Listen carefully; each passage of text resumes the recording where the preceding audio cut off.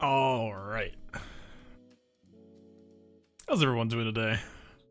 We have the beginning of the end starting as the missions. The spice really starts to kick in today. We did get a 4-4 on the gas mission yesterday, but that's more of just an RNG check. We have some pushback today. Some things still left unsolved, maybe. I'm going to show us your Sentinel Emperor before doing CMs. I mean, I can. I don't know if there's anything really exceptional about him. He's chilling. No mods. He does have an ultimate. He is ready for the upcoming season. He does have Triumvirate fully kitted out and ready to go alongside him. If he does end up going on the defensive side, let's say. Yeah, he's chilling. He's there. Zapped a few people in Galactic Challenge. Playing Ranked League of Watching. Man, I don't know what to say back to that. I would say, like, good luck, but also hopefully you have a positive experience, but also I just don't even know what League looks like nowadays. I like keep track of it. I like stay caught up with everything, but still. I just don't know the feel of that game these days. The people. How's, like, community? Where's that at this point playing? Because, yeah. Depending on where you're at, probably depending on your MMR as well, who you're getting matched with. People don't have a good time with that game sometimes. Yeah, anyway. So, this has been a fairly unlucky TV. We're effectively 8 waves short of where we should be. 4 of them missing because of personal error. I just could not enter a mission that I should have been able to and would have been an easy 4 out of 4. And then we just crashed yesterday, and there was another 4 gone just for good measure, I guess. I don't know. It wasn't great. Felt decidedly bad, let's say. But yeah, so we do have the Ki-Adi-Mundi mission. I don't know. I usually do this first. It feels like people, we've just been beating this now for a year. Like, pretty comfortably. Is this even, like, the interesting first thing? So to me, the real spice of today comes in the form of the GR Jedi node. This, I don't know that I've 4'd this yet without General Skywalker. We've got the Ki-Adi-Mundi replacement, and he is slightly stronger this time around, but the point wasn't really the point. There's some rules that I think I'm starting to learn for that fight. Specifically, last time we learned the whole... We probably only get to Daze Dooku once, which means that we kind of have to be ready.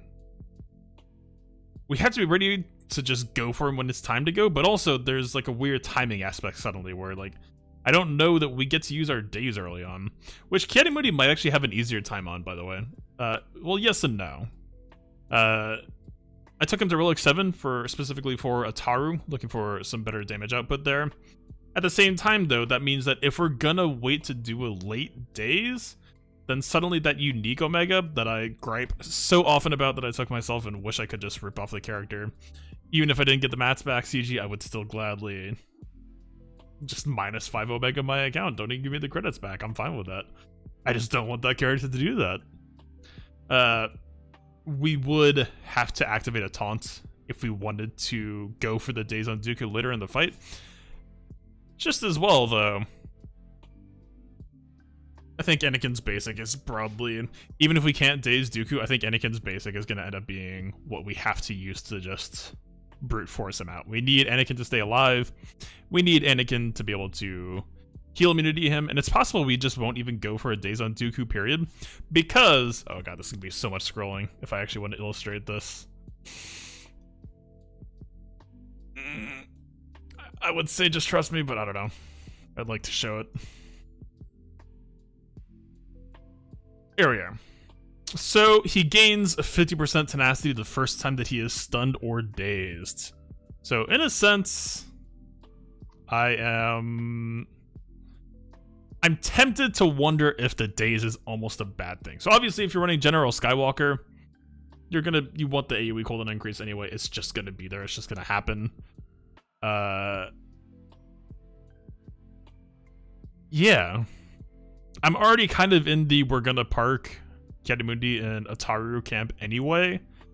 So this all might just kind of be lining up to make sense. Will the Arc Trooper affect the KAM mission at all? No.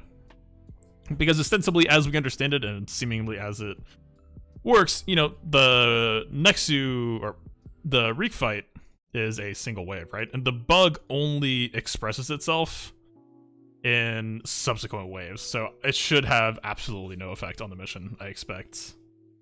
Of course, could be wrong, but yeah.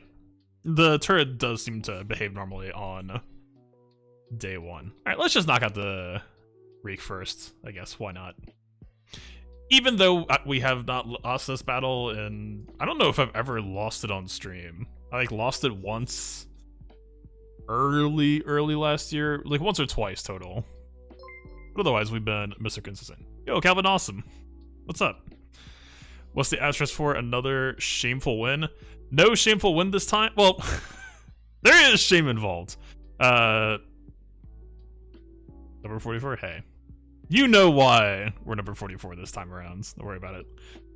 No, the asterisk is we've done technically 38 waves, or 37 waves should have been possible. I used Jedi Master Luke in the light side node on day one, so we could not just physically attempt this out Jedi node. I just did not have a Jedi team. And then the other 4 we lost yesterday because the game just hard crashed during Jedi Luke. So we were pretty much cruising on that mission. I feel extremely confident saying that we would have won that handily, but the game did rob me of the chance to prove that. Whatever, we've done that so many times. And specifically, the reason why I say like that, I know that sounds kind of bad, but I say that so confidently is because that was legitimately, I think, the dream team for Jedi Knight Luke. I actually am just kind of increasingly leaning on the feeling that I don't want to, like, even on days where Jedi Master Luke isn't getting used elsewhere, I would almost say just like platoon an extra team and maybe use him in the light side node. I just don't like Jedi Master Luke and Jedi Knight Luke. Like, so obviously you get the benefit of him being super fast, so you get the lead ability right out of the gate. But I really like my Jedi Knight Luke teams to be wet noodles. Wet noodles, you bring like a Bastila or something, even with the Old Republic counter synergy, so that you can buff him up. You can buff Luke up to just kill the wave when you decide it's time to go. But yeah, yesterday we were having such a good time in that run. Well, good time pending because it is a wet noodle team. But we were having such an easy time grabbing the lead ability. We did do you, right? Yes. Grabbing the lead ability easily and consistently. Grandmaster Yoda is always going to be basically an expensive cheat code. Not even necessarily expensive, but just... it makes it so much it's stupidly easy. Like, we were getting stun back on Luke and the lead ability back on Luke, and we still had like half a wave left. Compared to like, it's just like, you can play the team just fine with Master Luke there, but it just feels like the razor's edge. So I don't know. I guess if you want it to be a platoon hero, it is like, you could do what I did, but unironically on like day 2 or day 3, where use Jedi in the light side node, platoon 1 extra team. I guess your guild will love you. I don't know. As long as you know what you're doing, don't platoon what you can't afford to. Alright, this is just the same modding as it always has been, I'm pretty sure. I'm gonna double check that, because I do think... yeah, this is the the P4 one.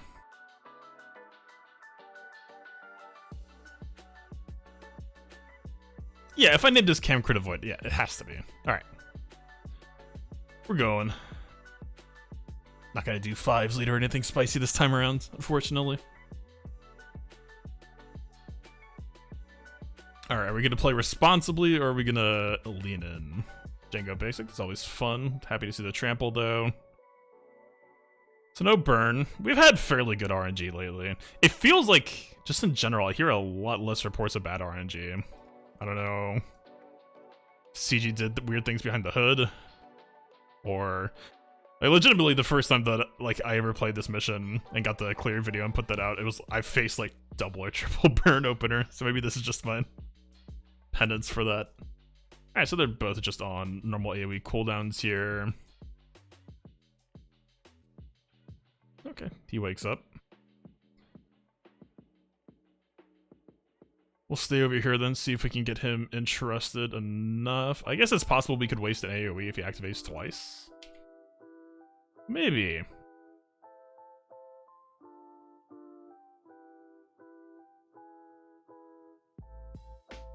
Sure. Alright, so he's primed and ready to go. I am gonna do some irresponsible gameplay here. See if we can't rack him, sack him. So the AoE here, I don't know if this is actually, like, if we want this, right? Because if they double AoE, then we just kind of wasted some turn meter. So let's, yeah. But they did it anyway. Unlucky. So we technically we just lost a Shakti turn, basically, that we would have had otherwise. But what do we want, though? I say we leave Rex alone, keep him as an offering.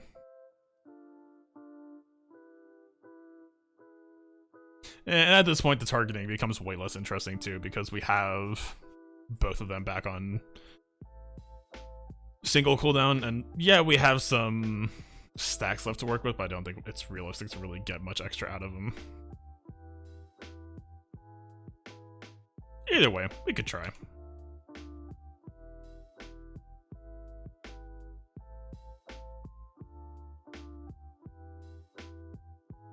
What you got, sir?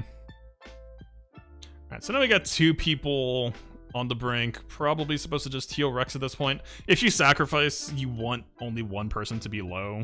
Like, the person being sacrificed, essentially. Anybody extra is just missed health because the incoming sacrifice stats will inherit, basically, the percentage of health. If that makes sense. I know it sounds kind of weird.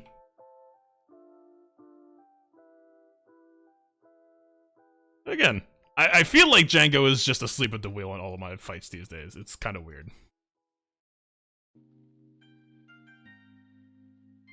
Yeah, speaking of sleep at the wheel, though, this dude's not doing much better. He's about to just, like, naturally cycle his own turn, regardless of me. Yeah. That's actually a really unlucky dodge for us here. We actually really wanted that to land. That would have been the trample on Rex that we know and love and crave. Alright, so we did get him to wake himself up eventually. Stand your ground, not... Stand your ground Echo, if it comes out early, this isn't really that early of a stand your ground. We got like one extra turn ahead of the cycle. This feels almost a little bit better to save for now. We just take a double basic here instead. Oh, what's up, Liam?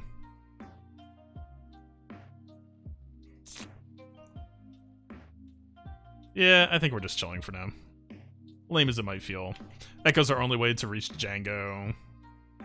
We're not really worried about anything else. I mean, it's nice that we have the turret on an Echo as well. Kind of lines up conveniently. Didn't really think about that part, but... yeah, again, Django just kind of... not doing a whole lot. Neither is Reek. Like, this is actually almost kind of annoying for us.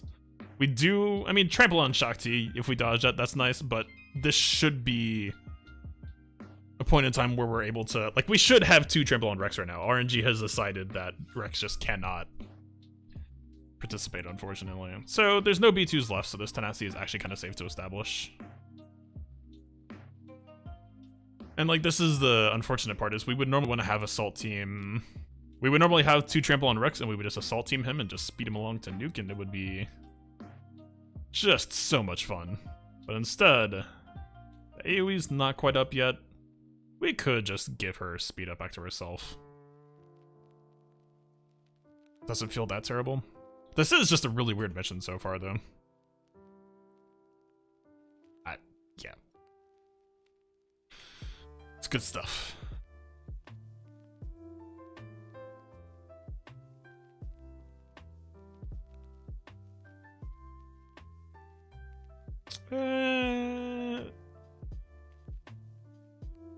So his missile's down. We're still not quite quite there on AoE cooldown, but we kind of need to use it now if we want it to be back up in time for the actual AoE. So I might just pre-standard ground 5s before he gets the 3-stack. Although, man, I would have to double check on this. I feel like CG fixed this bug. I feel like I saw this fixed in a patch note, and this is just like a holdover, like an old habit that just stuck. Kind of like putting 5s in the 5th slot, but just in case. Yeah, we're just having, like, this is weird. We're just, nothing is happening to us. We've had Echo as a sacrifice candidate for so long, and it's not even like he's still standing, it's just like we've taken no damage. Django's shooting him and Reek is missing us. Weird.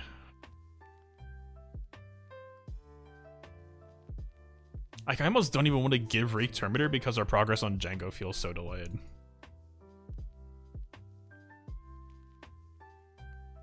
I mean, it's nice. We get an extra person to be able to hit Django now. That can't be bad. We do need to patch someone up, though.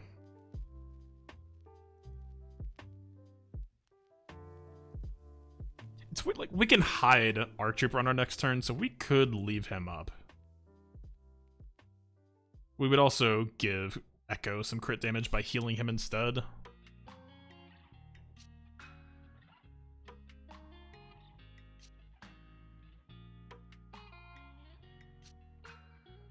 Yeah, I guess.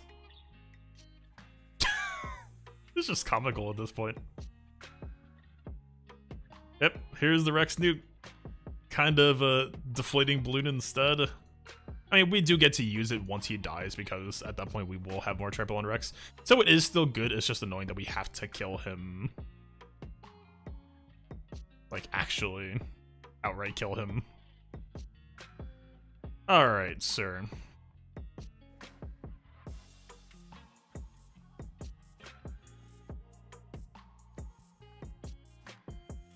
Alright, there's a sacrifice. Echo, a little bit damaged, but still in pretty alright shape. We do probably just want to standard ground ourselves, although this our expose on Arc Trooper is a bit annoying. Definitely. Again, it's really unfortunate timing here. So close.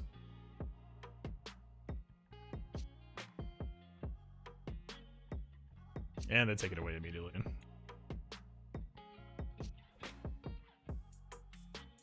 This is actually an annoying turn to be on, because this, like, obviously we take this, obviously, you know, Django's about to threaten us with missile, this is the easiest nuke choice of our lives, but this cleanse, we've got burn and expose on Shakti, we've got burn rolling on Arc Trooper as well. This is not going to be a pleasant way to start the ending of this fight.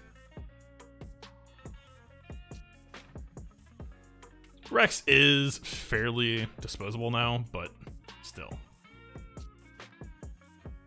I mean, Shakti can cleanse it off as well. That is just true. So I would say that there's a 50-50 choice here. I don't think we worry about Rex at all. Rex has already done his job. We either give speed up to Shakti in the hopes that she makes it to her next turn, or we just go stealth on Arc so that Echo and Shakti can 50-50 the aggro for a while. I think I like giving it to Shakti here just to try to get us to the heal. We'll make the tenacity as well, just to... As long as Shakti... she's not going to outspeed him. Okay. Dude has just been blind this whole run, and you know what?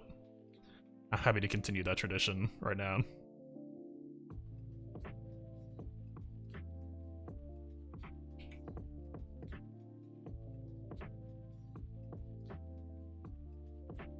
Just distributing his damage out as wide as possible.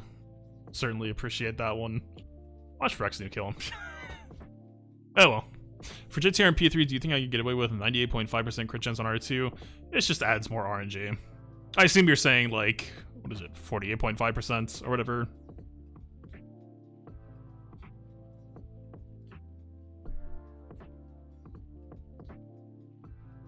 You don't actually need to get him to physically 100%. The magic number is, as long as you have the C3PO translation starting zeta, you just need 50%.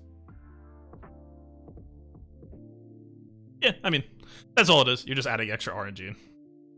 Just know that it's a risk. It doesn't like suddenly break everything, but it does just mean that like maybe you don't crit a sniper or a B2 1.5% of the time. That could matter, or that could suck. It's not like you have to expose everything for it to work though. Do we go JCR or do we go GR Jedi? GR Jedi I feel like is gonna be a little bit freestyling. We don't like, because we don't have this feeling solved, we don't really have a default loadout to go back to.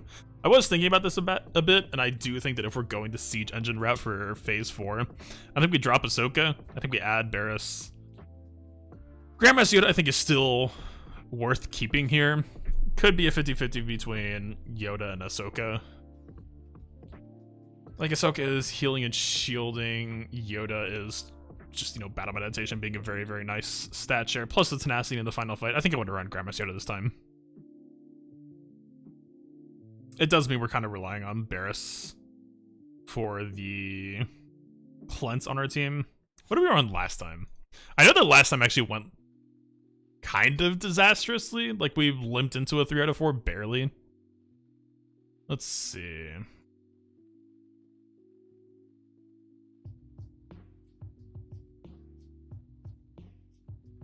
Oh, we benched KAM last time. Also, my Grandmaster Yoda is so short that he wasn't visible on screen. Interesting. Alright, we'll try to put him in second slot here to see if we can get over that. Okay, that was maybe a little bit ambitious. I think we adjust. Alright, so let's see.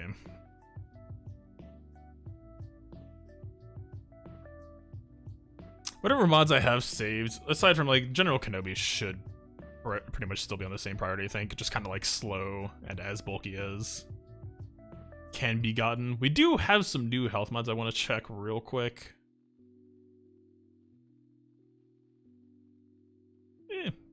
Equipped is still probably better here. This is not a bad choice to compare, actually. We'll probably take that instead. I think I was actually kind of looking for him to be slower, though. So actually, maybe we don't.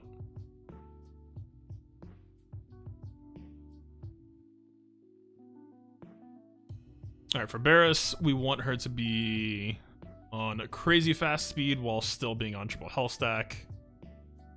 What do we have saved? Yeah, Barriss isn't even in here. I think we probably just end up wiping this, and I mean, we haven't saved anything because we haven't like succeeded with anything. The 3 out of 4 isn't that bad to get. Like, we limped into it even losing GK at the start of wave 1. But we do need to try to like, ideally I want to try to get this done without gas, although I know that like it's a weird situation because ultimately eventually most people will have Ki-Adi-Mundi, right? And this phase is very, very rough in gas platoons. So most people in the guild will have gas, but there is still a necessity to try to beat the mission without gas. We have just beaten it with gas. I think we had Anakin. Like, that doesn't surprise me. But just, we do need everything to kind of come together here.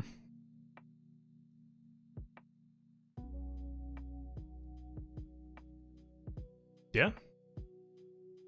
Kind of fits what I'm looking for. This is a new toy, my most recent. It does kind of need to be this, though. And I'm just gonna bring you on over. 112k plus GK. That's not bad. We'll take that. It's probably the fastest Oliver have Barriss. Okay. So she's in there. Ki-Adi-Mundi. I was looking for Speed Sword, thinking that it was already in mods, and landed on S for Sith. Good stuff. I do think we can't forego potency entirely, but I don't think we're going potency set or anything. I think we're, again, almost kind of leaning towards like, actually wait, should I just, as a starting template, grab the God Vader mods? They're very similar goal oriented. 89% crit chance. Yeah, this is already kind of feeling like home to me.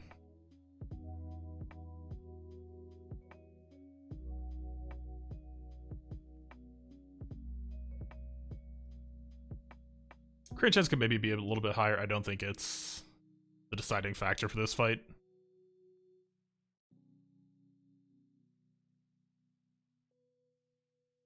Yeah, I think it's fine. Let's try it. I mean, what potency are we at? That's the money question. 92%. We're actually a little bit high. We don't really need that much. But the problem is these are all just so specifically catered to Vader that I don't know. I guess we could just be off of the cross. 62 is cutting it a little bit low though. Ah, whatever. Let's just leave it as is. Alright, Yoda. Probably want him to be on damage, but like high speed damage, which means that there's gonna be some overlap that we just regret having on Ki-Adi-Mundi, unfortunately. There is and there isn't.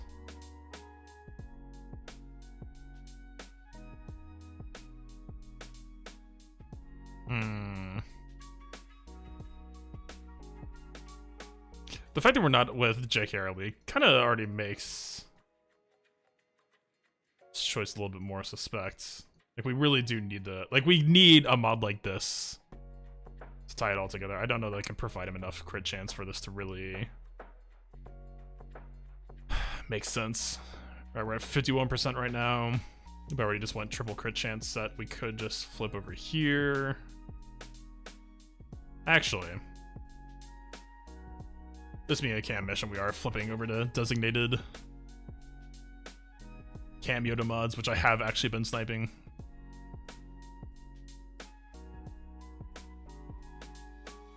Yeah, 48% though, that's decidedly problematic.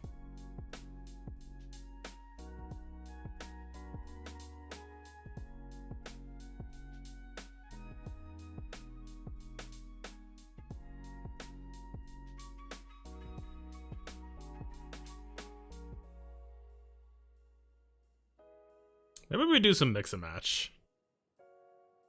There's some mods that can do. I mean, his crit chance does kind of suck. He really does need like the Vader style mods, but so does Yoda. I'm trying to not get lost in the sauce here and not spend too much time on remods, but at the same time, it is a bit undeniable.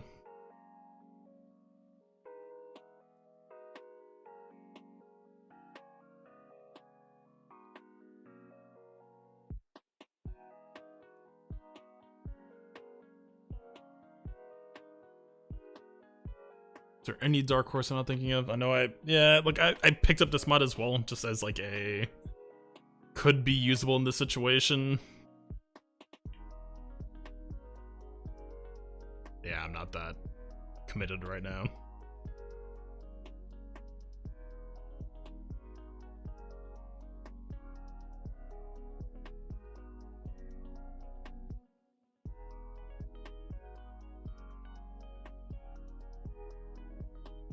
Okay, let's compromise a little bit.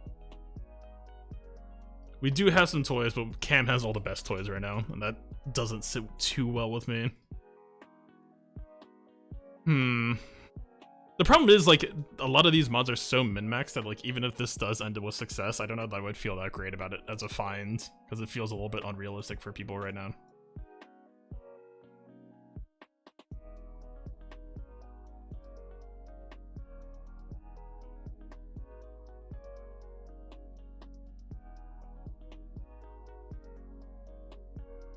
So I'm getting lost in the sauce. People begin to complain about staring at the mod screen for too long, which, you know, fair, right? But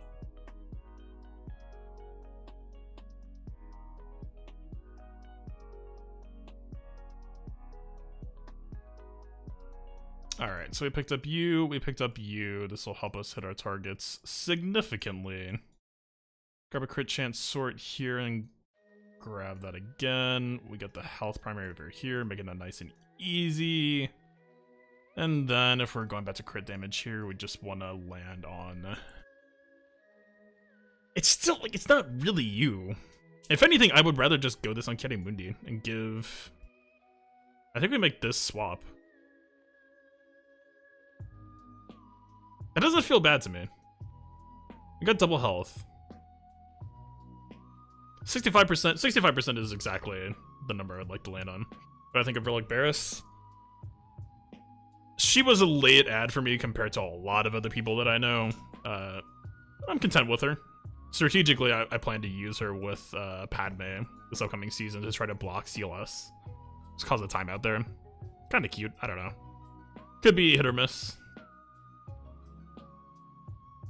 Yeah, 72% crit chance is a bit gnarly, unfortunately.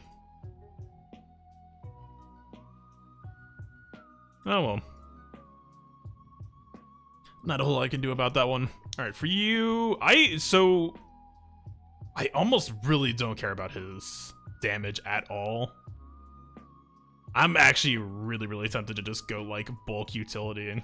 Like just give him a potency and then just like pure survivability stuff. The dude just dies a lot in wave 3, sometimes even earlier, and I kind of just want to make sure that doesn't happen.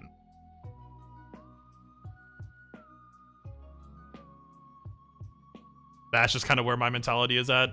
The dude's damage is relatively insignificant as well, so it will make up for some speed over here. There's still like we're sneaking in some offense. You know, 2 hit flat, 2 hit percents, 2 hit flat, but this feels like the right choice to me. How's our potency? 91%. This feels like this makes sense. Mods are what win or lose you most things? Absolutely. That's why I wouldn't be doing this if it wasn't for a good purpose. But we've built enough experience in this last wave now, and I've also just learned enough things by trial and error that I'm trying to mod against what I'm expecting to land on, but also trying to guard against how things can go wrong sometimes. Curious to see how Hippity Hoppity will do. We don't have the KAM Zeta. I don't know if we're... I'm not taking it.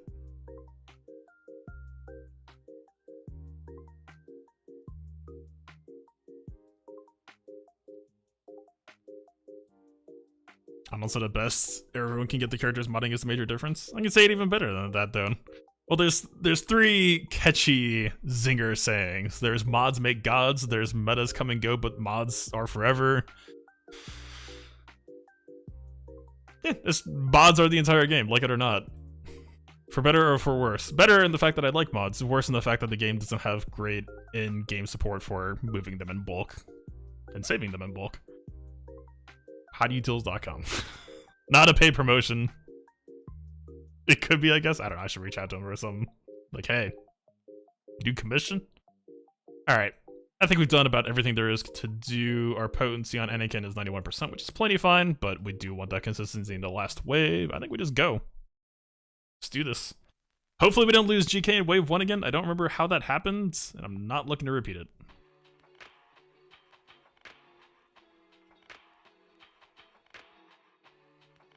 Immediately, though, I'm kind of almost feeling a stance swap. So the nice thing about stance swaps, so we don't have Ahsoka here where we get an extra droid battalion, but we do pick up some droid battalion damage, though. And with any luck, our taunt would actually go away immediately.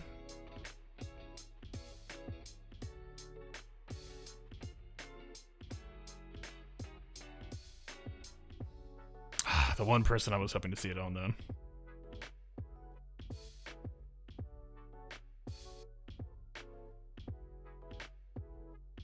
So even if we do battle meditation, we'll splash, we'll take the days off of B1.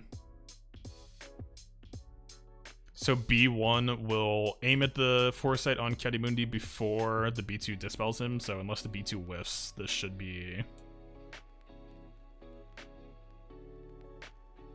yeah. And then we successfully have outroed from the Makashi taunts.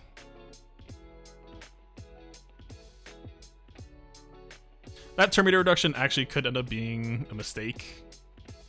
If he happens to get to 15 stack before we finish things off. I don't think we are going to have that issue, but plausible, I guess. Okay, there it was. Not too bad, all things told. So the execute's down. He is ramping offense. Unfortunately, do we actually trust Barris to go before Yoda? I don't know if we can really guarantee that exactly.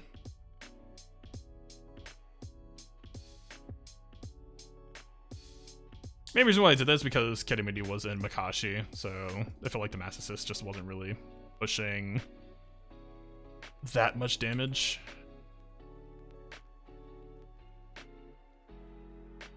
I completely forgot that was a Mass Assist. That looked really good and was unintentional. That was a lot of damage, actually. Damn. He just got dogpiled. Okay. Cool. I forgot we have that as a button. It does make me kind of miss Ahsoka, actually. But I do think that this... I do feel confident in a lot of the logic for, you know, just behind this team. He is still on turn 1 on the both days, so this should just be a do-nothing button for him. And we love do-nothing buttons. I forgot it exists. Yeah, I actually kind of like jump-scared me almost. Just like, what are you all doing right now? Alright, so this is something we have to respect, unfortunately.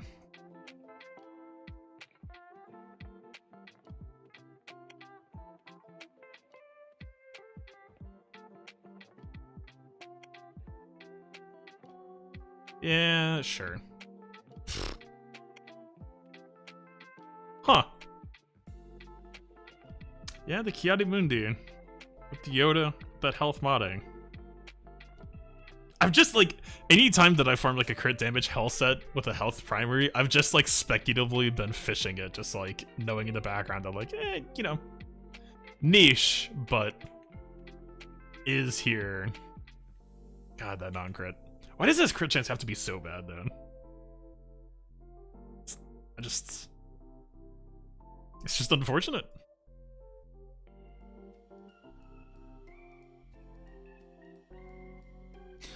Alright, 5, so at this point we can splash... This stun can't be resisted, right? Correct.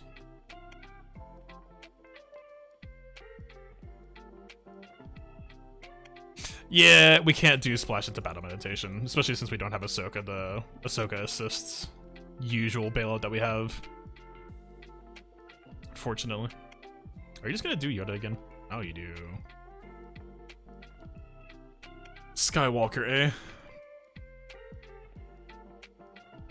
So this is gonna be a little bit annoying. We don't have the usual cheat code for Magnagard, which, you know, if that's just gonna be the team building price to pay for getting a smoother phase 4 potentially, then so be it.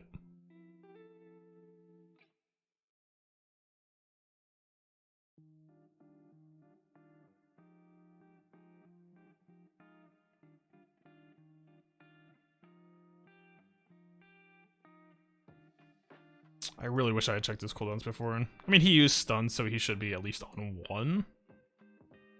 But we are kind of in need of a dire need of a dispel right now, though. Or we just need to kill him like ASAP.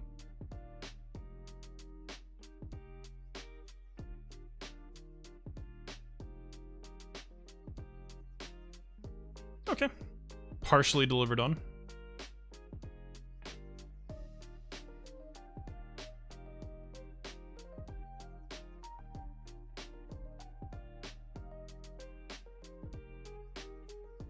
We can land the stun here, hopefully.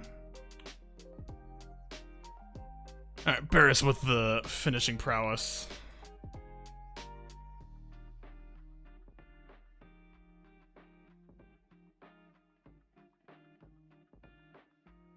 Alright, I forgot he does that. We could just splash into next wave. Not that bad.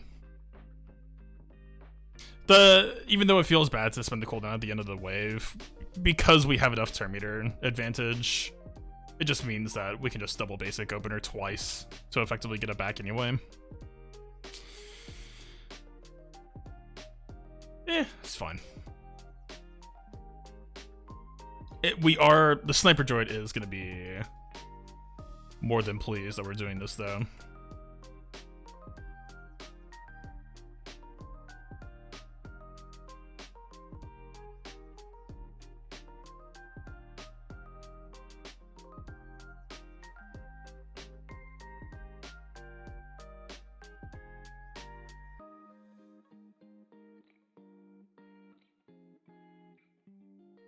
The colony mark is a little bit annoying, actually. I know we have Barris heal up, so we actually could... Does this just kill Grievous? Whatever... Wait. We don't actually want to kill Grievous here. But I guess if we kill Grievous here, then it's fine because... she doesn't matter anyway, like the mark is gone. So we need... There's a lot of really weird choices happening really quickly here. So she's going to bring Grievous back. She could 50-50 trying to, like, attempting to bring B2 back. I don't know if it actually... If it has a valid revive target and a non-valid revive target, I don't know if it 50-50s that or if the revive target is just never in the pool. I know that the AI tries, though, so it feels like it would 50-50, because I don't think the AI would default to that behavior if it didn't see that there was someone who could be revived. I don't know if that makes sense. So I recommend at least 290 speed or 280 plus speed. I would have to go back and check the guide, but the speed does end up being pretty important for a specific difficult wave 3 that you can run into. You need to be able to outpace that daze if you want things to go more smoothly.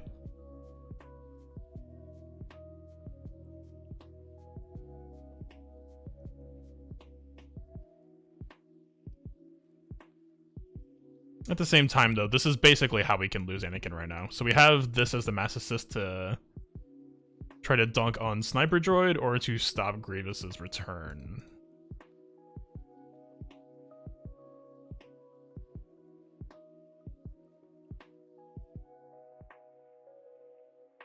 You think it revives GG only? Yeah, I think we have to just play around that.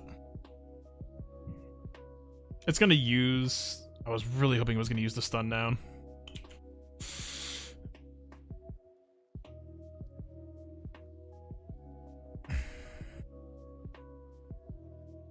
We can't go for the tomato reduction. We needed to take a turn down. It basics again? Are you kidding me? We've got the kill on it. This team actually does have some really nice punching power. Credit where it's due. We are blowing some cooldowns. Not that the final wave kind of matters that much on cooldowns.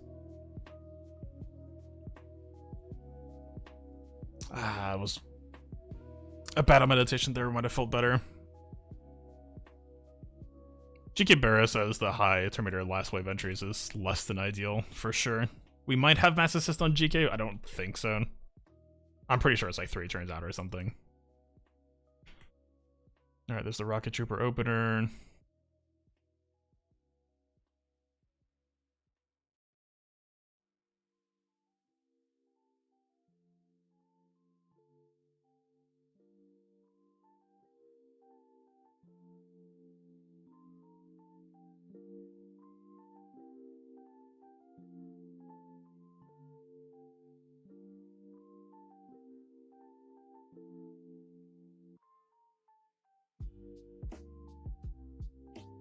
Alright, so we get to go in hiding.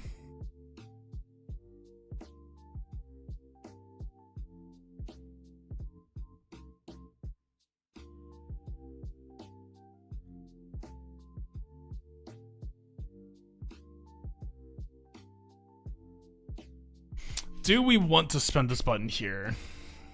It would... So with the rules of GK lead, though, they have to get back to full health for it to actually do anything, right? This would only maybe call GMI to assist? Let me double check that.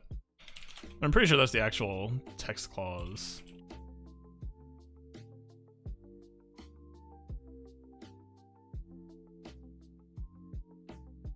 Yeah, all other allies at full health are called to assist, so it doesn't actually work as a mass assist yet.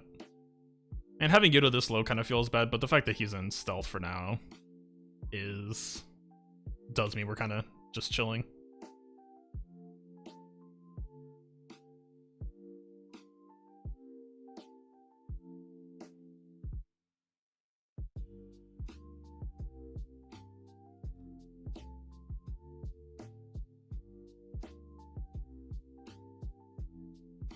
special's still up. I don't know. I assume that Rocket Trooper is summonable or revivable, but he's a summon, so I don't think he actually is. I'm not sure on that.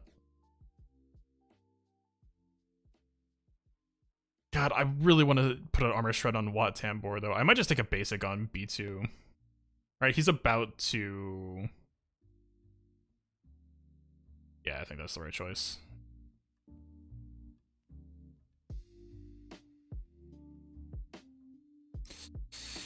We paid the price on that one. I was hoping that the shielding on GK would be enough to kind of out-prioritize that.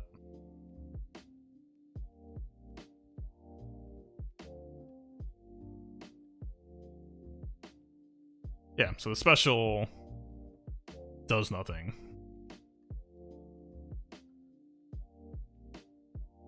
Kind of nice timing on the stealth too. Anytime that we can get re-up on stealth for her Grandmaster Yoda.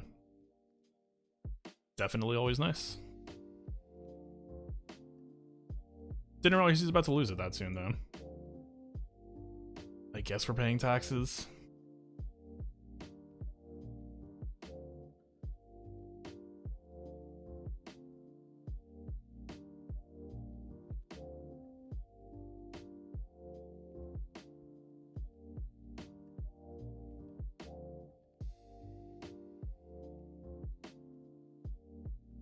Poggle? Do we actually need to just go for Poggle right now?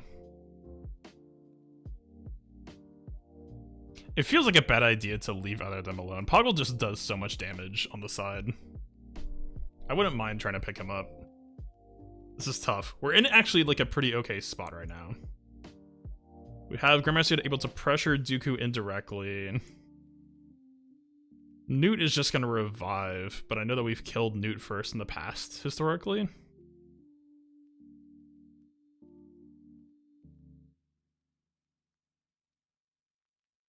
Separatist allies without hive mind have plus 25% offense and additional 25% offense, so actually it might be better to just go for the kill on him now.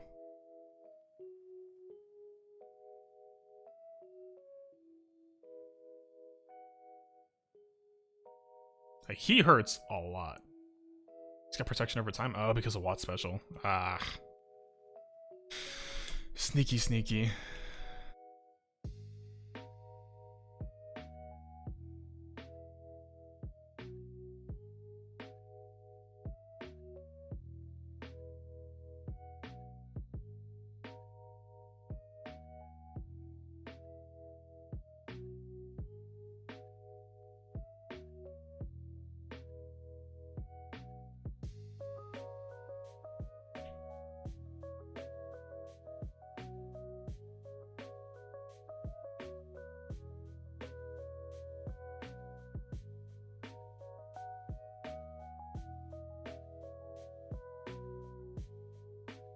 So Barris is about to cleanse KAM, and KAM will actually be able to take a turn.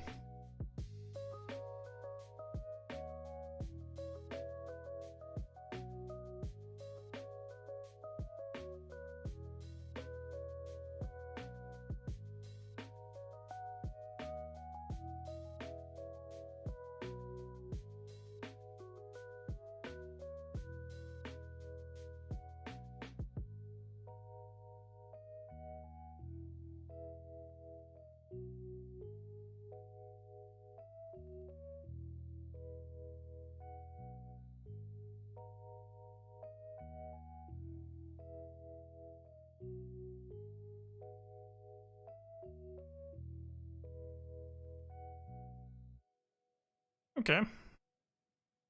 Barris doing some cleansing.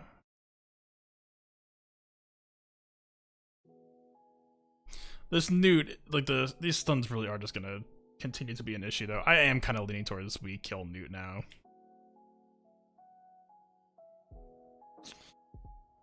Please don't.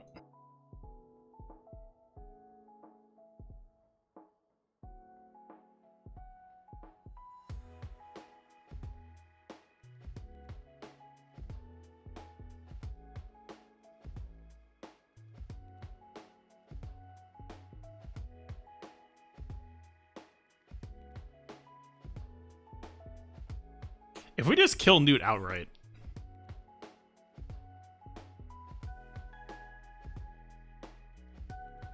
I don't know if... Like, this is part of his unique. I don't know if the lead will still be in effect for Separatist allies, is the question. We could just try to race out Newt right now. I think that's actually not outside the realm of possibility. Only issue is that Yoda's going to keep losing stealth on himself, which yeah, kind of defeats the purpose of this, because we do need him to just be a stealthy guy.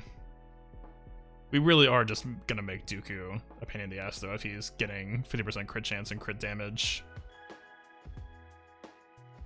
Neither of these options feel fantastic, let's say.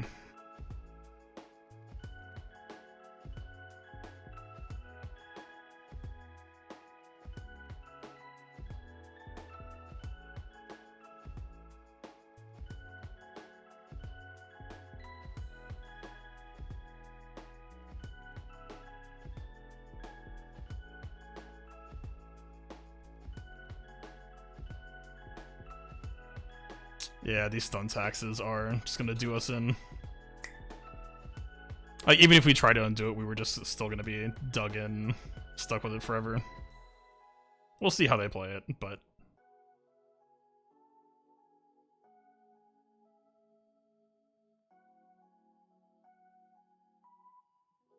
Yeah, I mean, that's the one downside to having Ahsoka. She is the cleanse control.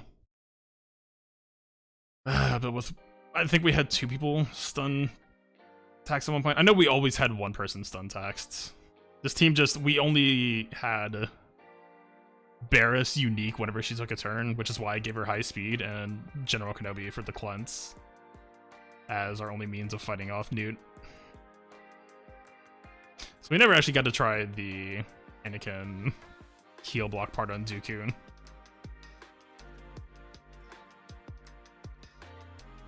It's possible Yoda was the weak link here. I mean, he did feel useful to some degree.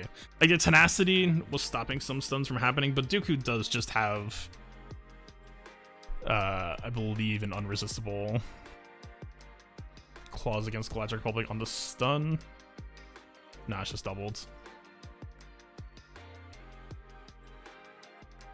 Yeah, I don't know. That felt like a damned if you do, damned if you don't type situation, because I feel like if we get Dooku to 5 Prophet, then he's just gonna counter crit us to oblivion anyway.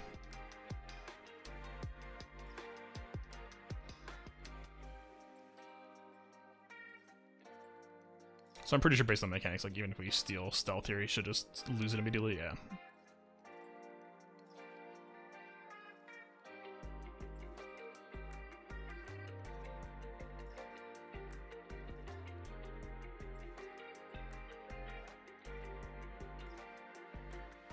Yeah. Pretty much as expected. I don't know. Maybe was a little bit too worried about the Dooku crit damage there. It didn't feel bad, it just felt like there was no correct solution there. I know that we used Ahsoka last time and she got stunned anyway, so it's not even like her version of cleansing is guaranteed either, which also sucks. I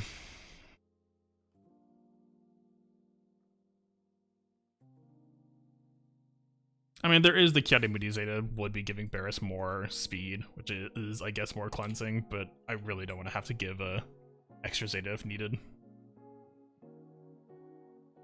Double shock, double stun, extortion on stun target. Yeah, I'm pretty sure it does. I think the AI will always try to drop extortion on someone who's stunned as well, which is just an extra dick move. I don't know. That mission continues to be like a fairly reliable 3 out of 4, but just 4 to 4, reliable 4 to 4 anyway. Especially without General Skywalker. I mean, Yoda plus Ki-Adi-Mundi did feel nice and deadly there. And that was actually a really nice change of pace. Is for once I actually felt like we could just drop targets quickly.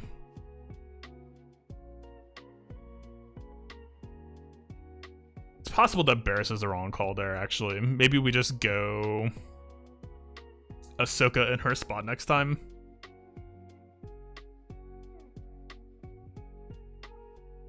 In fact, that's almost definitely... I definitely want to try that next time. Alright, we're going to save that then. I do feel good about most of what we just did.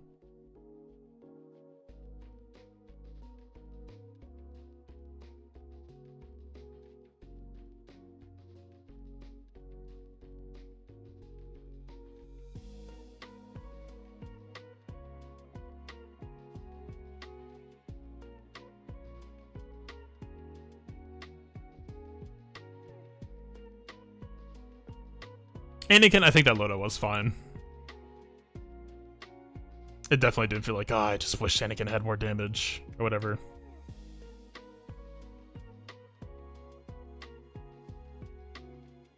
And then, just for the sake of this time, so we'll just have it ready to go next time, I think we just go... Let's just do an Ahsoka mock draft. It's a really easy mock draft anyway. We just...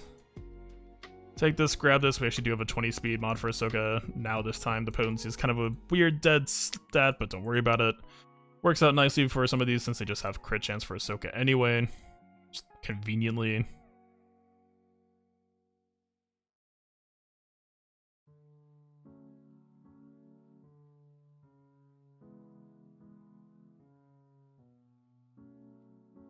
Time to RA Cam. I mean, he would be nice in some respects. The extra crit chance plus Itaru doubling the offense gain. He essentially doubles all of the relic stats offense-wise. Which is... Look like that Newt lived too long? Yeah, that's also extremely possible. The issue is we kind of have to try to time... We need to rush him the moment that Dooku uses stealth so that we have the rest of the team's stealth duration to just finish him off. I think, yeah. Thinking through that again. Like, yes, I do feel like that read on Poggle, like, leaving Poggle alive has to be a mistake. But we could take extra damage with that team for a bit. Like, that would be okay. We couldn't... We didn't have a solution for extortion plus stuns. Yeah. We still have to kill Watt first. I think that's the same regardless, but yeah, I agree with the rest of that. We'll see. I don't know. If we're looking at it that way, I don't know if we're supposed to go back to the Barriss game plan then, because then if we're in an extended brawl with Dooku, Barriss is just so much better, like stupidly better. If we're going for a rushdown, then Ahsoka becomes better. It's hard to say on that one. I don't know. I do feel better. Like, this, it used to just feel like, oh, wait for it, it's just a pain in the ass. And now it can't click into LSTB. Alright. It feels like we have like a game plan and stuff to like plan for and work against. It's just a question of how well is it working. Alright. For the next challenging mission, not even necessarily challenging. It's just like this is the one situation where JCR has to pass some RNG checks.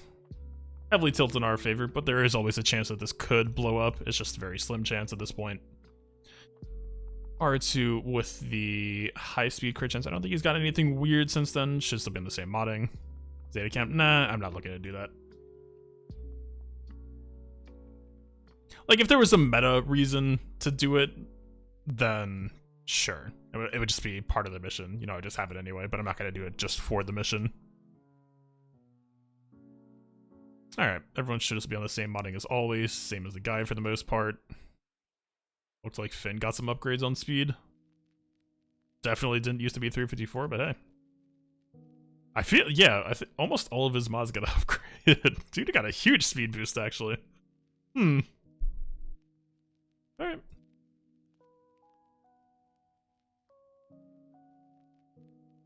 Same as always, we're aiming at the sniper, not a B2 for the offense down until we don't re-anger a B2, just in case. What's up?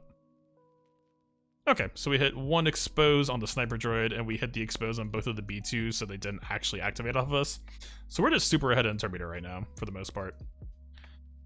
That being said, though, we got the offense down on the one that's already active, but not necessarily this guy, so let's We should be able to juggle his turn meter down for a long while, but just in case, let's get offense down here anyway. Does beg the question a little bit of, do we want to daze this or that?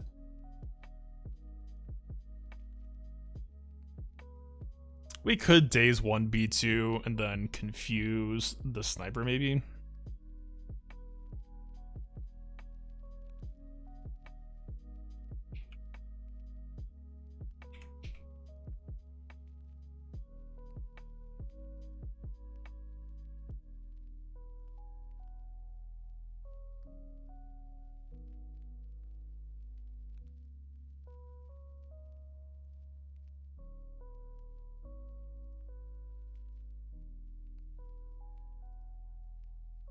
We could just hit another grenade here. I don't know. We do kind of need the turn meter. It does kind of waste this mind trick.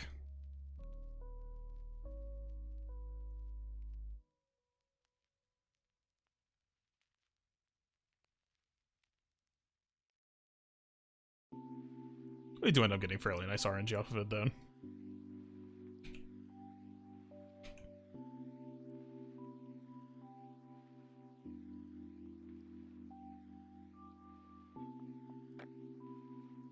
Alright, so we got the double confuse over on him. I don't know what the state of C-3PO's cooldowns are because we did get hit with the dispel. He should be on basic. We'll put you in timeout. Nope, it's actually back. Bit of an overkill, potentially. Ooh. So if we go for basic here, then we could try to get Finn over this B2. We have a lot to lose, though, if we do that. I think it's better that we just overkill.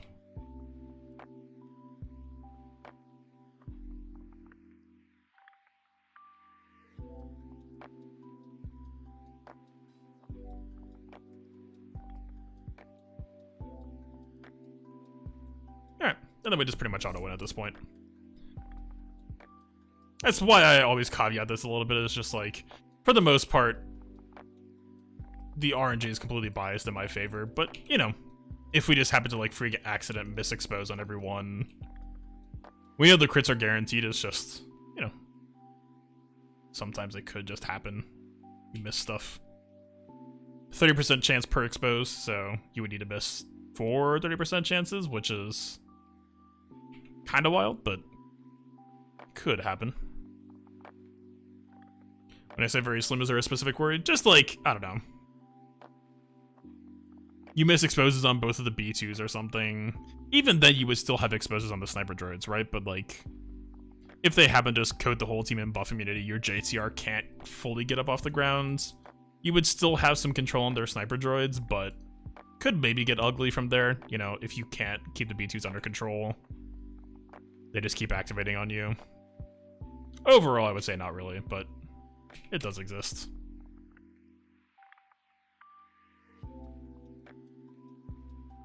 Hit the days on first try. Easy enough.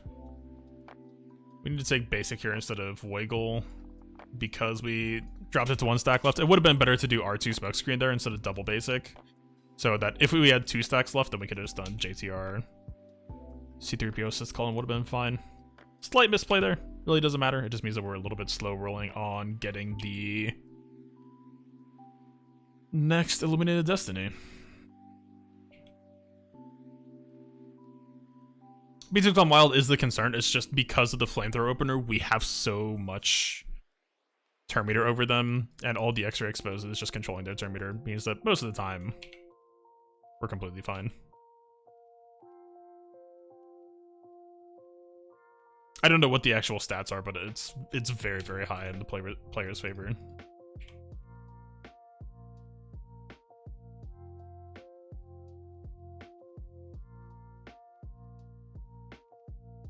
We're kind of killing this wave a little bit too quickly. Not really. BB-8 doesn't have Illuminated Destiny. Doesn't really matter. But I guess kind of does.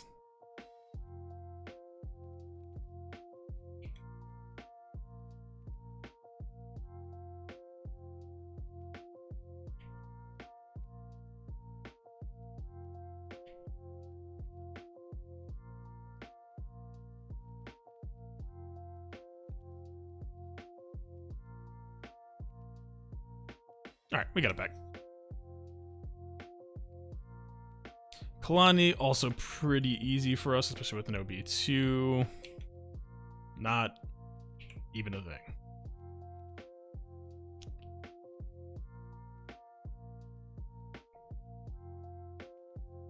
Drop the days on you just so you can't counter, so we can freely spam our AoEs and not care.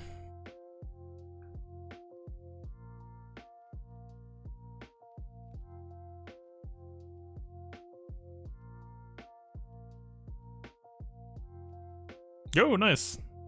Yeah. Brute Alpha is a heck of a character. I actually just bumped my relics up on him a little bit. Probably should have done that a lot sooner.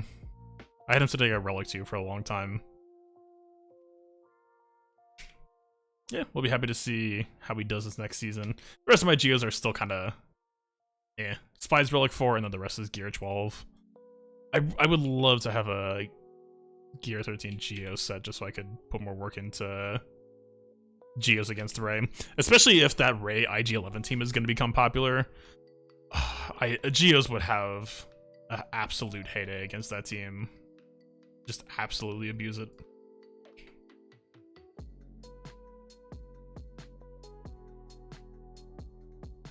Kind of a cutesy move there, and we focused on the gunner because it was at 3 stack left, so it wasn't going to be able to take the mass assists. Yeah. It worked. Alright. I don't know what our state of cooldowns or turn meter or anything is. I mean, turn meter is never an issue. Okay, we don't have limited destiny. Not the end of the worlds. Don't really need to. We're still just gonna win.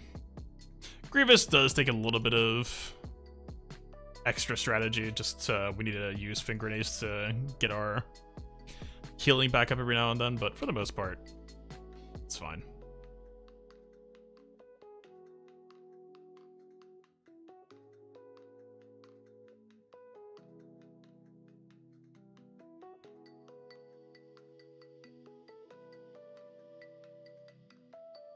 In fact, we could even save Illuminated Destiny, I think.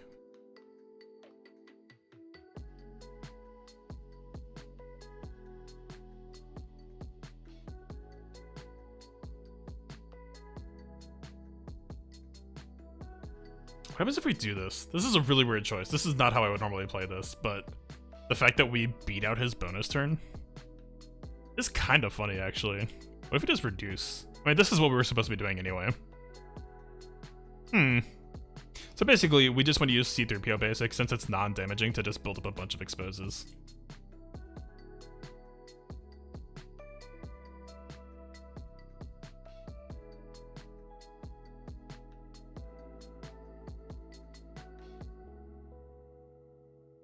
Yeah, I mean, I guess Illuminated Destiny is actually kind of nice now. We just want to reset our turn meter cycle.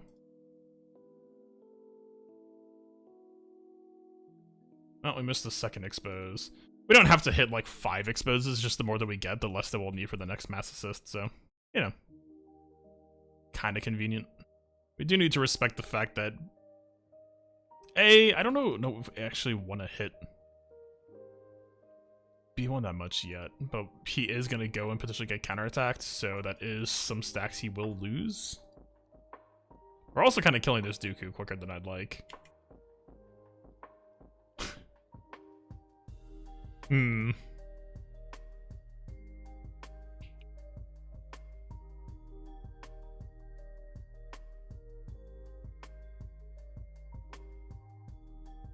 This cleanses, right? Yeah, that's a problem.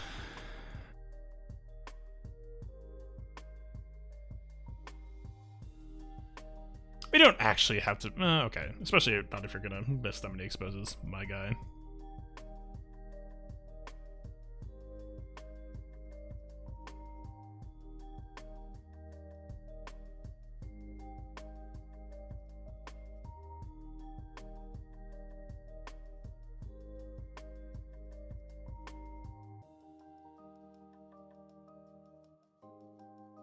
Ooh, wait, do we have his fin swap backup? God, I hope we have fin swap backup. This would be... We could do Grievous so dirty right now if this works the way I'm hoping.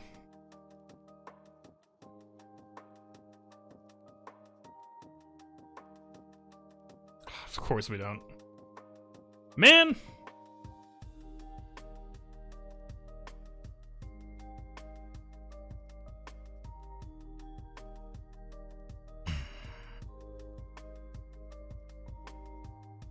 The reason why this situation sucks, it does and it doesn't. If Fingernail kills Dooku in one blow, then we're already just kind of chilling anyway. If we wanted to do the whole assassinate Grievous thing, then we were pretty much about to get there. This one fin turn is just gonna defuse it a little bit too soon. So I guess we're probably just supposed to aim at Dooku then.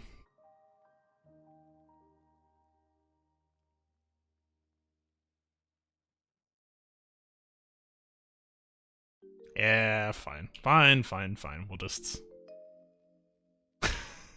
Interesting bonus turn, sir. I guess it does mean he can mark us, though. Ah, whatever.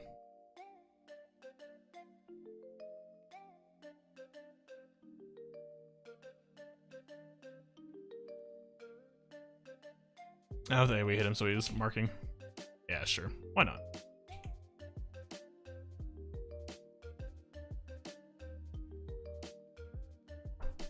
Pretty simple. It is always fun if we can set up a debuff bomb on Grievous there, but I mean, we missed two 15% exposed chances, so yeah, not exactly required there, but would have been nice.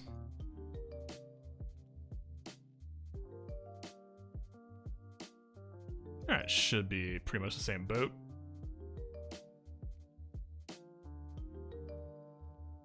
We didn't save this last time again.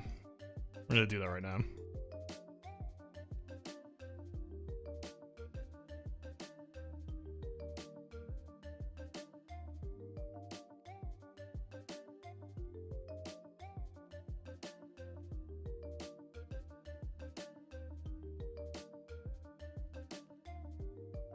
Still just hell stacking everyone.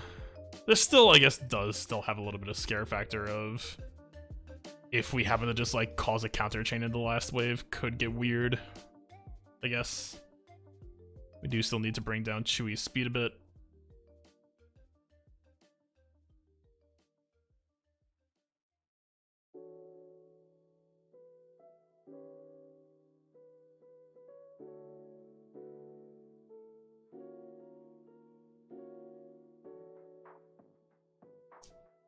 $581 is 611 divided by 2, 305 and a half, minus 30, minus 31.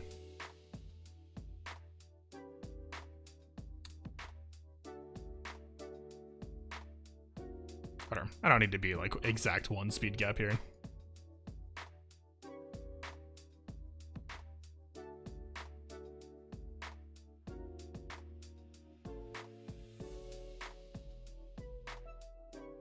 Alright, I think we just run it.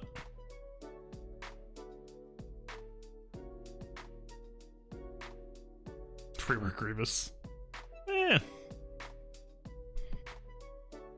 He is kind of fading again, but I don't know if it's necessarily his fault. I think it's more just that we need more GAC zones. And the biggest thing against Grievous is just how oppressive Padme Grandmaster Yoda is to his general team concepts.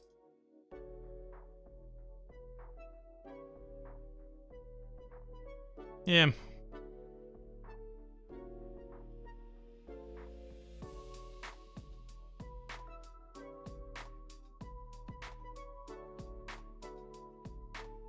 Alright. We got OP Chewie. Not sure what we're doing with the lifeblood on this one yet.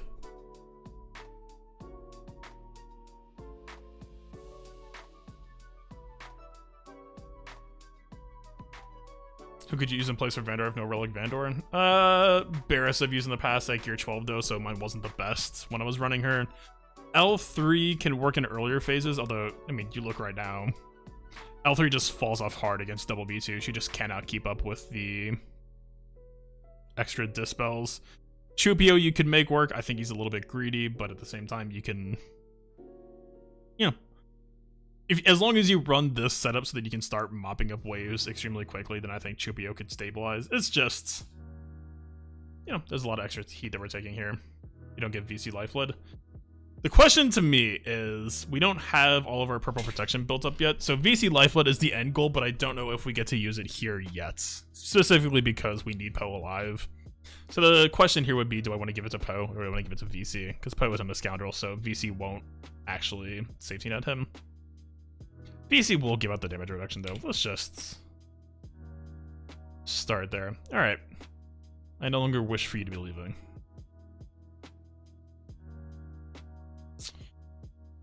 You as well.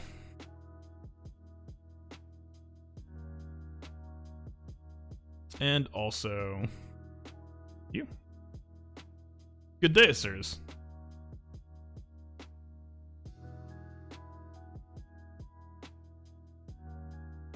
This doesn't even really have opportunities.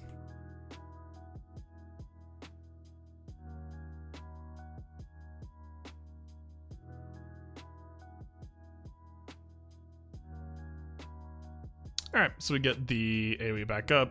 Unfortunately, as always, killing the way with Chewie, which is the exact opposite of what we want, but I guess it's better to get the actual reset on the AoE. I mean, there's no point having Chewie with a good preload if he doesn't have the AoE up anyway, right? So, it's all the same. Kind of an interesting choice here in the sense that we know we could just Ray Whirlwind this droideka immediately, so I'd almost rather just take it over to B1 Battle Droid. I don't know if Ray's gonna outspeed this droideka. I think she will, though, so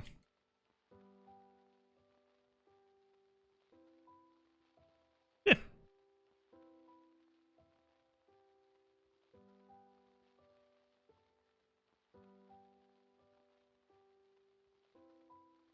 Can I explain again why Chewie does so much damage here? Give me, I guess, 2 turns? We'll get there.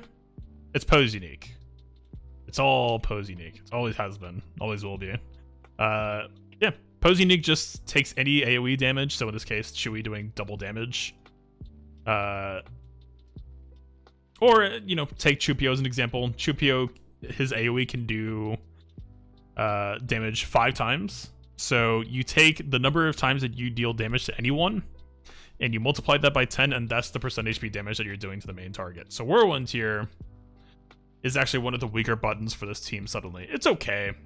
You know, you do the 300k plus you get, I believe it's 80% health damage on top of that. And the other thing is, light side territory battle enemies tend to be extremely heavy on their health pools. So, you know, tends to work out. I don't think we actually need to blow AoE here. Yeah, so you can see. When inspired allies deal damage to an enemy, they also deal bonus damage equal to 10% of the target's max health. And the key word there, because you would think, okay, so like, I deal damage once to everyone, then I deal 10% of their health to everyone once, right? It's actually not how it works. It means that you count the number of times you deal damage. So in this case, Chewie assists, he already does 20% with his unique, and then on top of that, you're dealing damage 2 extra times, plus Chewie is bugged in LSTB, so he'll do 3 extra times, and that mass assist, or the Chewie assist ends up doing about 60% of their health before anything else.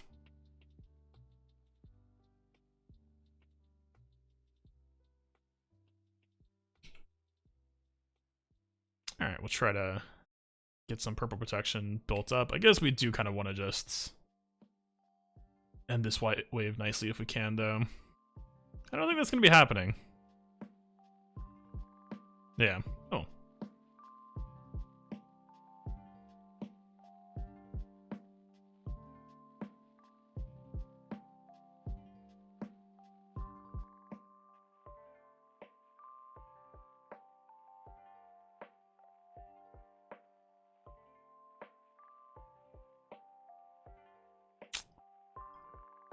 We can get AoE back pretty easily before this wave end. We do need to be shooting here for a while, though, because we're gonna mow through their stacks horrifically.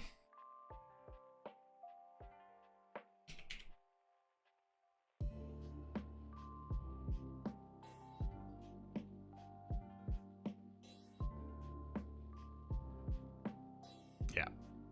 Okay, I even kind of regret that one.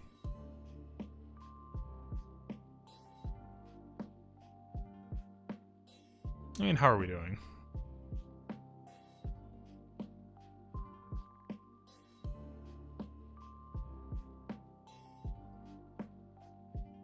I mean, you can kind of see what's happening under the hood here, actually, just by us hitting Gunner. So basically, for every time that we deal damage, he's going to lose 1 stack. So watch. Ray basic here should be -4, I believe. He should be 11. Yeah.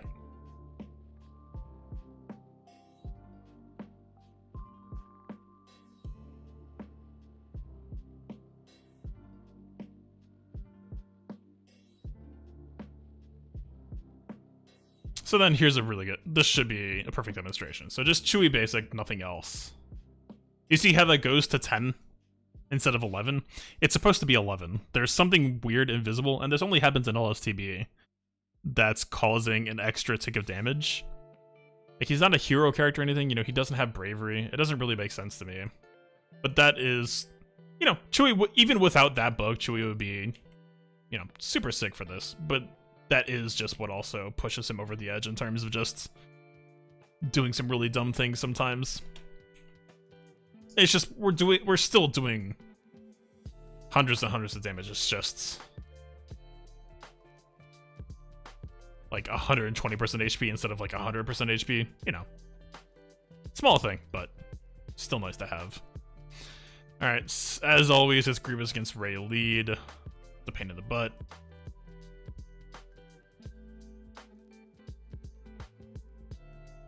Just turn me to me up, dude. Just do it.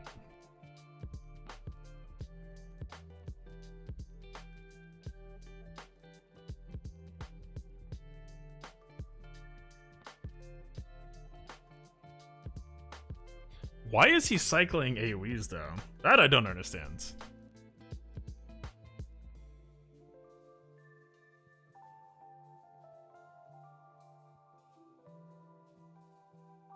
Alright, Ray finally lost Inspired. Now, for whatever reason, this game's credit, it has never crashed during this type of sequence. It just lags all hell. Alright, we cannot.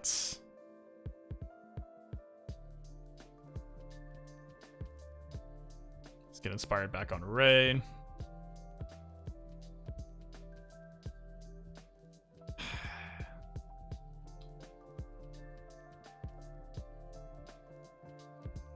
It should.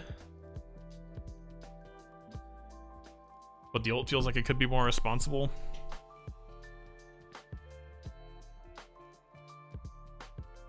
I bet even basic right now hits like a absolute truck.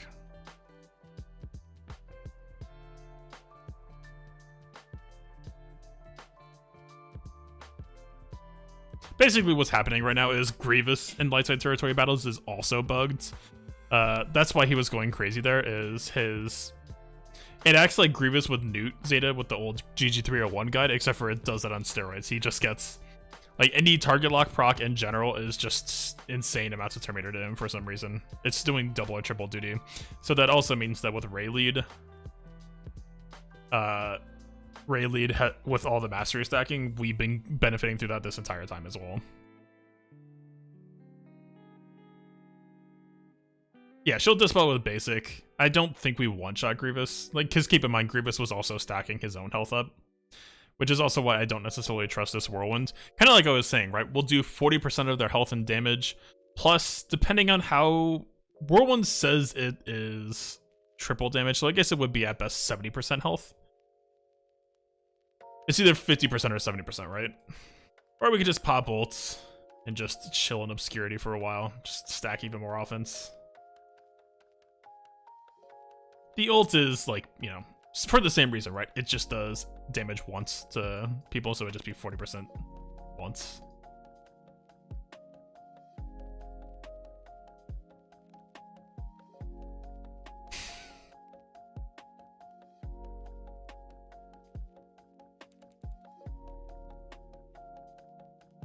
She had offense down, by the way. I just want to give you a reminder on that one. Let's just shrug to that one. All kind out of here. What modding do we have on Chewy here? Everyone you see on this team is just health stacked. No damage modding at all. That's the magic of Poe Unique. Just in case you don't believe me, just as proof. We do have a speed set on Rey. But yeah, you see. Health, health, health, speed, arrow. Take it on over to Scoundrel Town. Poe, I guess, still technically not a scoundrel, but... So you're relying on the percent health damage of Poe's unique? Totally. It does so much damage that you really don't have to do anything else. The team is just a vehicle for Poe's unique to murder everyone, essentially. So, I mean, you know, think of it this way. This deals damage to everyone once, and then, Raging Wookiee causes 20% max health damage, so it essentially deals damage a second time. So that's like 100% health damage, right? 120%. This is that on steroids. It is, on paper, ridiculously better, but it's just... Do you want to try to run... Do you need to run both? For starters, I think no. You know, Lifeblood on Vandor, for those of you who don't know, Vandor isn't necessarily there for the revive. It's nice. Certainly, if I get into actual Scoundrels instead of Rebels. The reason why we have Vandor there is for the minus 25% damage while he's buffed. That counts for Lifeblood. So the moment we put Lifeblood on him, that's a locked buff. We are just permanently, they're always doing 25% less damage to us. So, yeah. It's nice. You know, Barriss can do the same thing, certainly with her passive healing. When I tried to run her in the team at Gear 12, she did just kind of get dunked on. As mentioned in the guide, it really is the most important thing if you want to smooth out the early game. You do need to clock Rey to go twice before Chewie. I could either have Lightside Territory Battle clones done extremely soon. I keep on coming back to the spreadsheet though. Like, Lightside Territory Battle's clones guide is kind of doing more of what I was doing, and the spreadsheet feels like a step forward. And so I keep on getting magnetized away from making the video and towards getting this thing done. It's tough to say.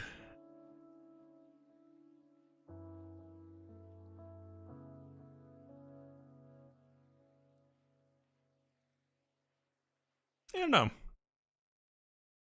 Ideally, both will get done, but just... yeah. But your Vandor is Gear 12, so you're guessing he doesn't survive? That's not actually necessarily true. My Vandor was Gear 13 by the time I figured out I should run him, so I can't say that for certain, but... his effective health, like, he gets the 80% health, right? Even at Gear 12, like, that's still... you still just give him health sets, health primaries. He still could just chill, I think. Is OG Kylo here getting something like armor stacking? Not sure what you're referring to. Modding spreadsheet sounds awesome. It's an everything spreadsheet. It's gonna be the physical component for videos that everyone's been asking for. Stuff that I haven't made videos on but plan to. Extra clocking resources. Not trying to oversell here or anything, but... oh, shoot, I'll say it. I am building the literal physical playbook, which was what I've wanted to do for a while now. Part of it is going to be Patreon exclusive. I think the model that I've landed on is anything that would have been the physical component for a video, I think will be free. And then if you want the extra utilities, the extra good stuff, then it'll be the Patreon, is where it's at. Which I think seems like a fair model, right? It would be wildly scumbaggy to have a physical component to videos, which is, you know, a lot of people have requested. It's not necessarily easy to do, but then be like, all right, yes, here you go, but also pay me. Yeah, the literal physical digital.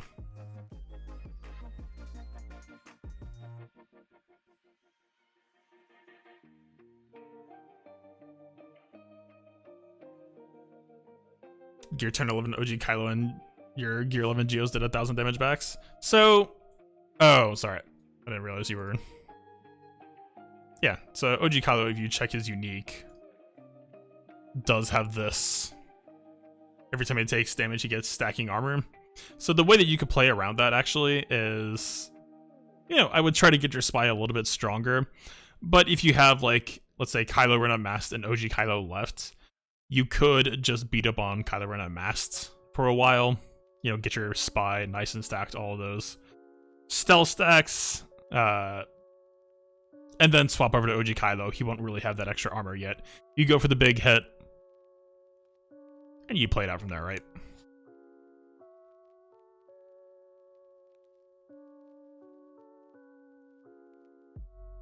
Armor and defense are the same thing, just expressed differently. One is just a flat value, one is a percentage. Alright, last but not least, I guess we'll redeem ourselves on the Luke node.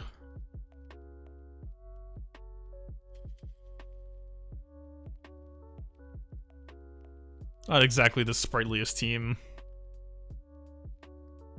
but not terrible.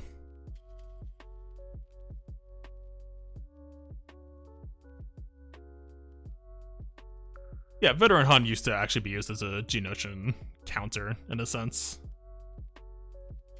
Alright, we are just doing that Master Luke, I guess. I platooned everything else and used everything else. Oh, alright.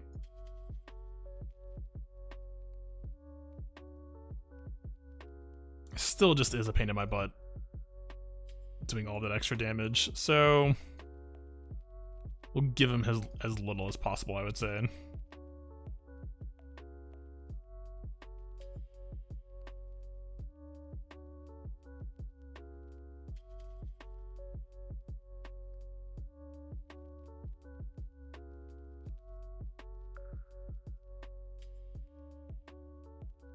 I'd say that's fine enough. That's close enough.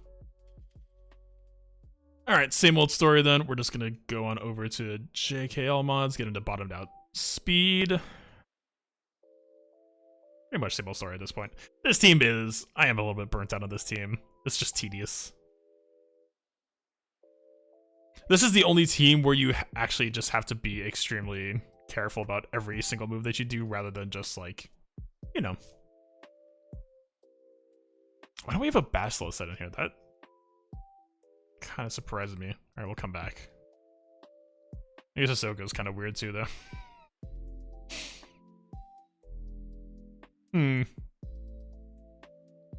She just needs to be fast more than anything.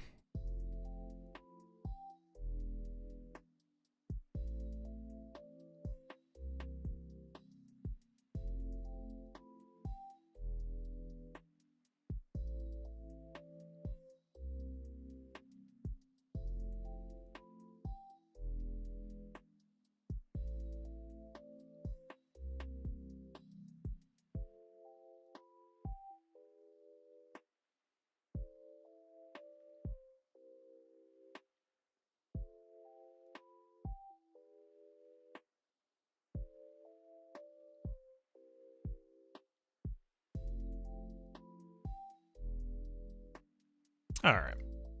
Seems fine. I'm not really checking secondaries or anything. I just need people to go.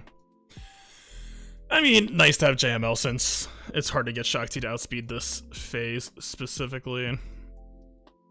Robbing the offense square just to get JML to chill a little bit.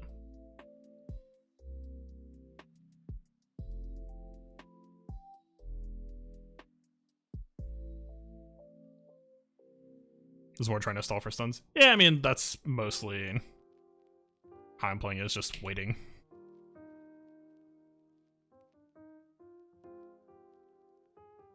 I guess Ahsoka is actually going to be a little bit annoying, aiming a dry battalion sometimes. I mean, her damage isn't that great, right?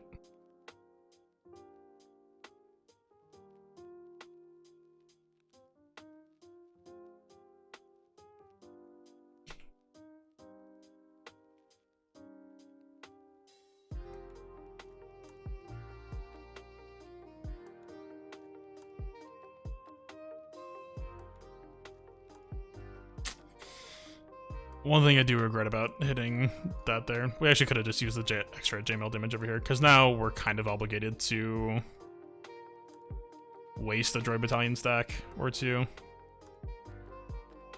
Not the best. Not what I wanted.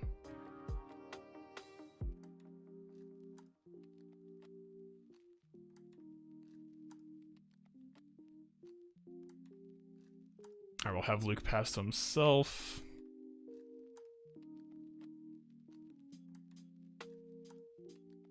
That's our 3. We're down to 2.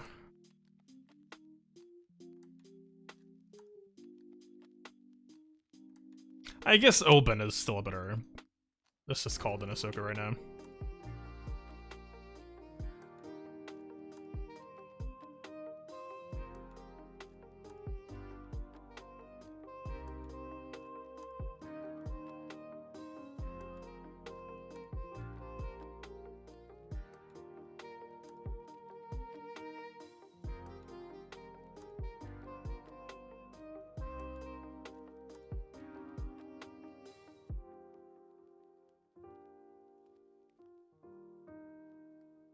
Alright, so we should be right there on the next stun, I think. We can start to speed things up. Yeah, we're done.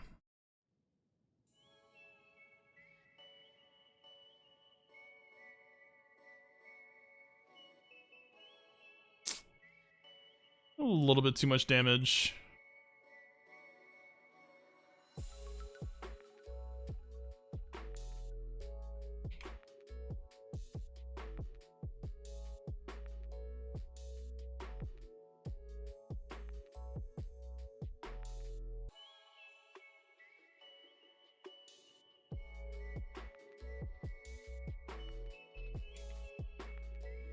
Alright, we'll get Old Man with the high Terminator. We'll get the speed in the next wave.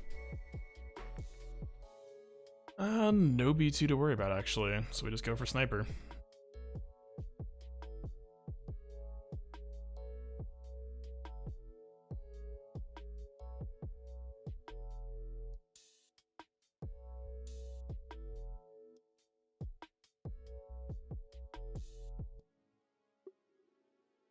Alright, so we're on 3 right now for Luke.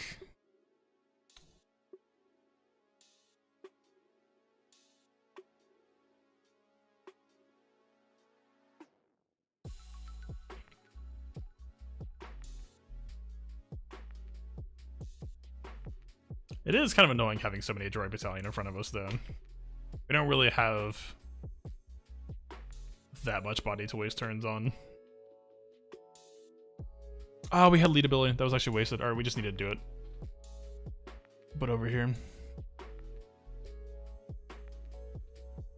Alright, stuns out of 1.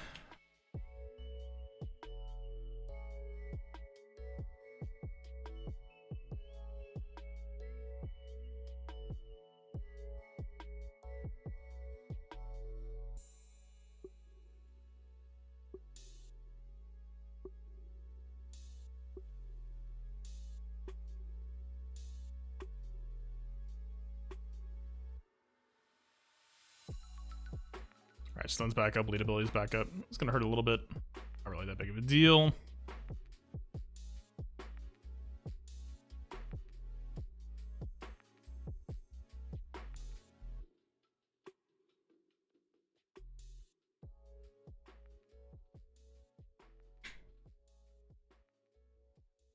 Alright. Pretty comfy so far. We just want to make sure that we end the wave with someone a nice solid turn meter. And we have Luke anyway. It kind of doesn't matter, but... yeah, so good as Luke does. We'll take that.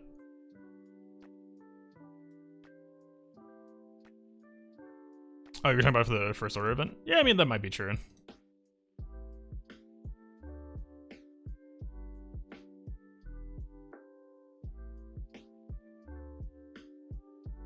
I assume we were talking about OG Kylo.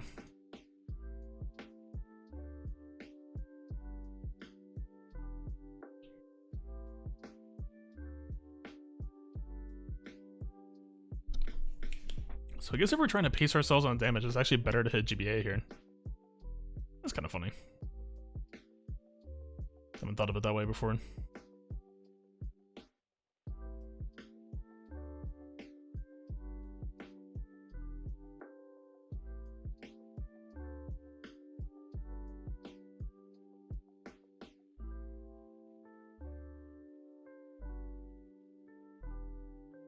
Three, we'll bring it down to 2.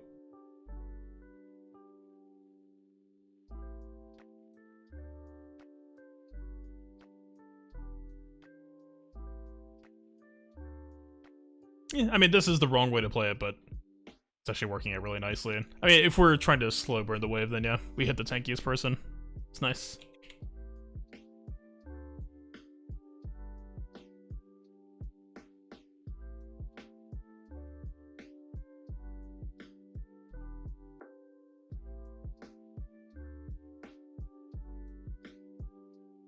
Alright, lead ability up, stuns up.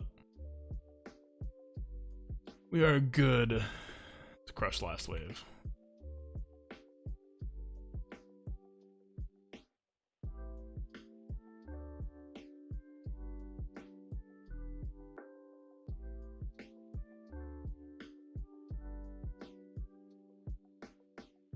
Yeah, Trios on 2v5 has been pretty easy for a while. Gear 13 Sign is safe against top-end Geos. Or ideal. I got away from most of this meta with a Gear 12 Treya. She died sometimes, but the counter, for the most part, still won. Yeah, sure. I mean, it's wave 4. We can kind of just face roll now.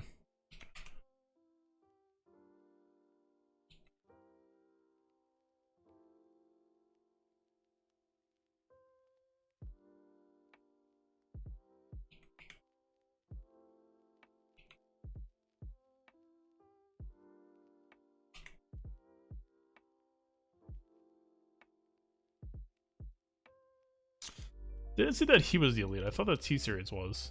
Or am I wrong? Oh, they both are. Whoopsie.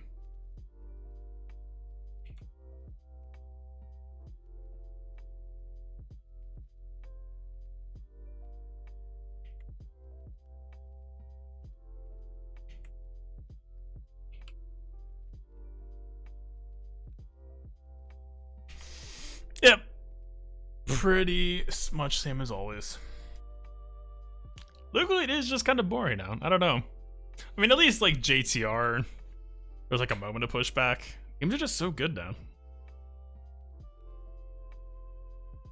It's like we would have to like put limitations on ourselves or just start deliberately playing like idiots to try to spice it up again.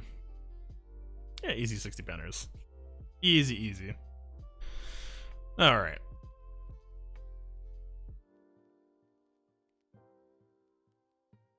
I mean, sure.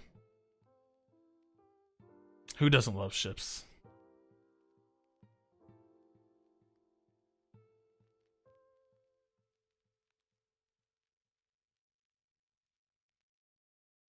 We back up to ship, then hit next, then we go in, and we're fine. Back up to ship.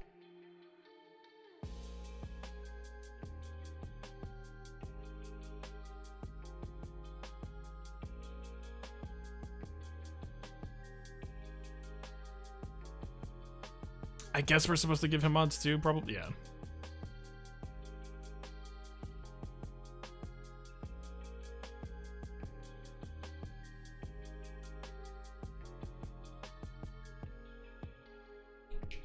Pretty crazy to see the enemy not even get a turn. Yeah, I mean, that's why, like, as long as you can secure going first, Jedi Luke is the best LSTB team, right?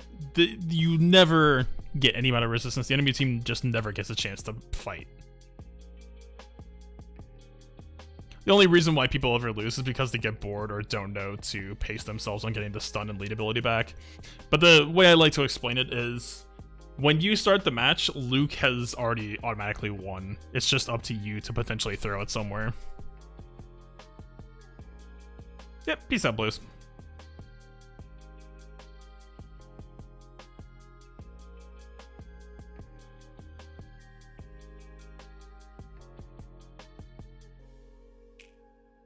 Not even really that necessary of a plo call, but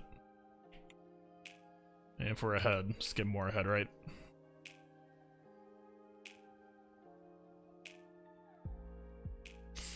I guess Hyena is kind of annoying.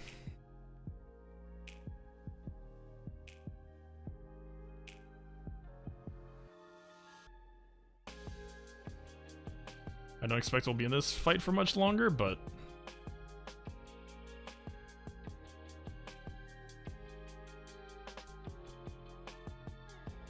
yeah. Alright. Simple enough. Oh, I was not adjusting the wave counter at all.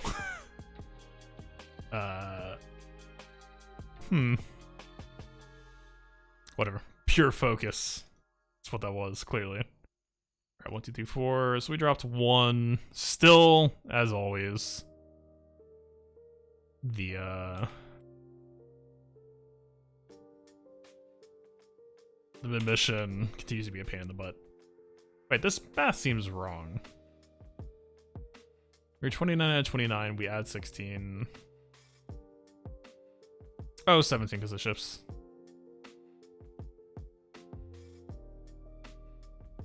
I think we're 46 out of 47 because I did yesterday's ships off stream. God, I'm gonna be so far down in waves. Wait, I'm not. Wait, I missed 2 4-4s and I'm only this far behind. What? Interesting. Oh, 47 out of 48, I guess. I don't know if I counted ships at all.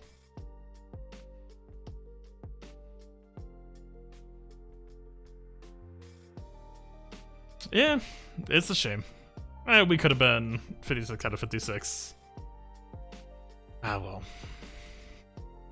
Or 55 out of 56. Yeah, I mean, we shall see. We do have, I guess, no stream technically tomorrow. LSTB will be in 2 days. I kind of want to do a GAC prep stream tomorrow. It kind of depends on my credits. LSTB ends right before GAC lock, so unless I did like a last minute GAC prep stream, I'm not sure the specifics on that yet. That sounds a little bit too close for comfort. I do want to join a GAC lock, but I've kind of been enjoying just doing my GAC remods early. It's a lot nicer than being under the gun, even though I do prefer being under the gun. But yeah, I mean, I do want to make sure I try to remember to do the special prep correctly for next time. We need anyone other than gas spends